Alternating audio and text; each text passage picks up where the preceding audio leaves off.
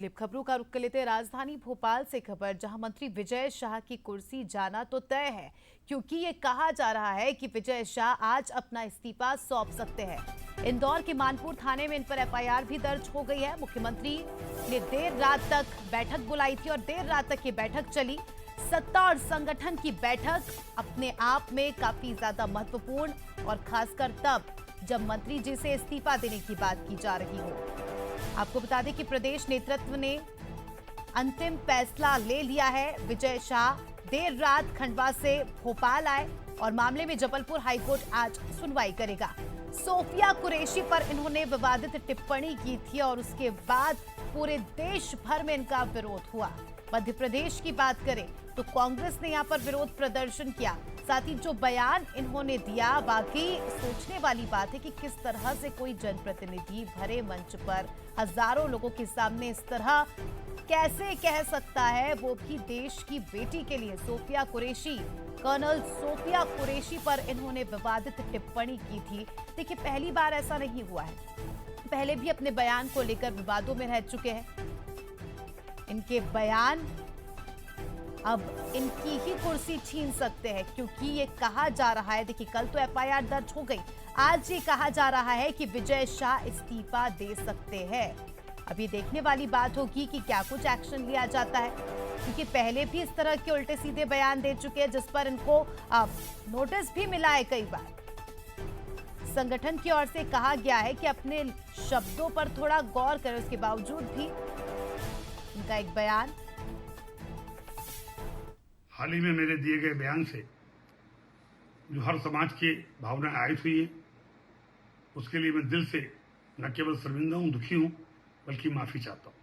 हमारे देश की वो बहन सोफिया कुरैशी राष्ट्र धर्म निभाते हुए जाति और समाज से ऊपर उठकर उन्होंने जो काम किया है, वो हमारी सगी बहन से भी ऊपर सम्मानित हैं।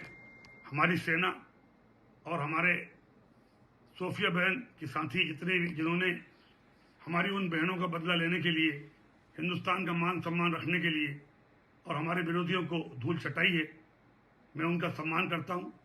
हाल के भाषण में जब मेरी इच्छा और मनसा यही थी कि मैं उनके बात को अच्छे से समाज के बीच में रखूं, लेकिन दुखी और विचलित मन से कुछ शब्द गलत निकल गए, जिसके कारण आज मैं खुद शर्मिंदा हूं और पूरे समाज से और समुदाय से माफी मांगता हूं।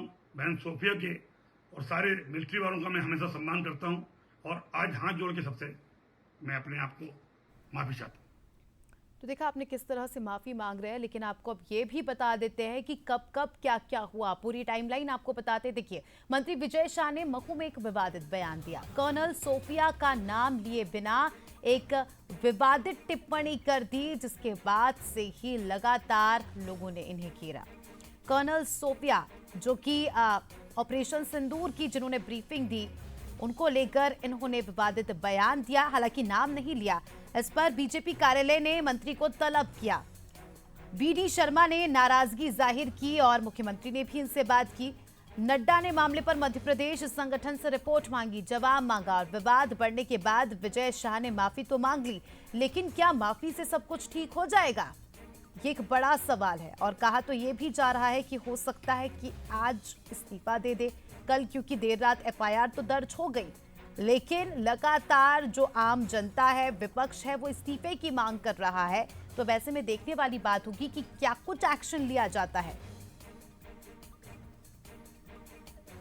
अब बात करते हैं शाह पर होने वाली सियासत की। तो देखिए, खंडवा की हरसूद विधानसभा लगातार 8वीं बार ये विधायक रह चुके हैं। यहां से मोहन यादव सरकार में जनजातीय कार्य मंत्री का पदभार भी इन्हें मिला। और बड़ी बात तो यह है कि निमाड़ बीजेपी का बड़ा आदिवासी चेहरा है। मोहन यादव सरकार में जनजातीय कार्य मंत्री अगर इन्हें बनाया गया तो उसके पीछे भी वजह है। निमाड़ में बीजेपी का बड़ा आदिवासी चेहरा है विजय शाह, और ऐसे में आपको बता दें कि मकड़ाई राजघराने से भी ताल्लुकात रखते हैं, यानी एक लंबा इनका कार्यकाल रहा है। 2003 में उमा भारती कैबिनेट में पहली बार मंत्री बने थे और 2003 के बाद लगातार उन्होंने यहां से दावेदारी पेश की। बाबूलाल गौर और शिवराज कार्यकाल में भी मंत्री रहे। यानी आप देख सकते हैं कि कितनी प्रतिष्ठा और कितना बड़ा ओहदा इनका। आदिम जाति कल्याण, वन, स्कूल शिक्षा और पर्यटन मंत्री भी रह चुके हैं, तो एक लंबा राजनीतिक इतिहास रहा है इनका। चलिए, इस खबर पर हमारे एग्जीक्यूटिव एडिटर मनोज सैनी जी हमारे साथ जुड़ चुके हैं, उनसे समझने की कोशिश करेंगे। मनोज जी, देर रात विजय शाह पर एफआईआर होती है, माफी मांगते हैं, लेकिन सवाल यही कि क्या माफी से सब कुछ हो जाएगा ठीक? देखिए, माफी की तो अब कोई जरूरत रही नहीं, क्योंकि माफी मानने को तैयार नहीं है ना देश की जनता और ना माननीय हाईकोर्ट। तो उसी का असर आप देखिए कि एफआईआर भी उन पर दर्ज हुई और कुर्सी जाना तय है। अस्मिता कुछ भी करे, इस्तीफा तो देना ही पड़ेगा। कल देर रात वो खंडवा में रहे, खंडवा से हरसूद पहुंचे, फिर हरसूद से भोपाल पहुंचे हैं, कहा जा रहा है कि रात 12 बजे के बाद। तो निश्चित रूप से पहुंचने की वजह भी यही है कि आज उनको अपना इस्तीफा सौंपना पड़ेगा, क्योंकि इसके अलावा अब कोई रास्ता बचा नहीं है।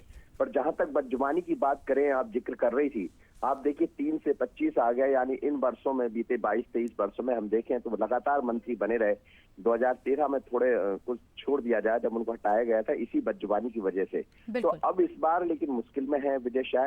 ये बात सच है कि गौंड समाज से वो आते हैं, जनजाति से आते हैं, तो उनका अपना एक वर्चस्व है। वो अकेले अपनी सीट हरसूद को नहीं बल्कि आसपास की कई सीटों को प्रभावित करते हैं। तो जनजाति से जब आने के कारण जातिगत समीकरणों पर, तो देखिए चुनावी दौर है, राजनीति भी जनजाति पर चलती है, जाति पर चलती है, तो ये उसका असर भी इसको माना जाएगा कि इस्तीफा देने में देरी हुई है। लेकिन रात को जब बीडी शर्मा पहुंचे सीएम लौटने के बाद, तो लगातार सभी के बीच में चर्चा हुई, केंद्र से हरी झंडी भी मिल गई कि कार्रवाई करना है। और अब करने की जो गेंद एक तरह से कहा जाए तो मध्य प्रदेश के हाथ में है, मध्य प्रदेश नेतृत्व के हाथ में है। चाहे सत्ता की बात करें, संगठन का बहुत क्लियर है कि कार्रवाई होगी। लेकिन आज मुझे लगता है कि थोड़ी ही देर बाद या दोपहर तक इस्तीफा वो सौंप देंगे, क्योंकि मुख्यमंत्री भी रवाना होने वाले, आज उनका कार्यक्रम है रीवा में।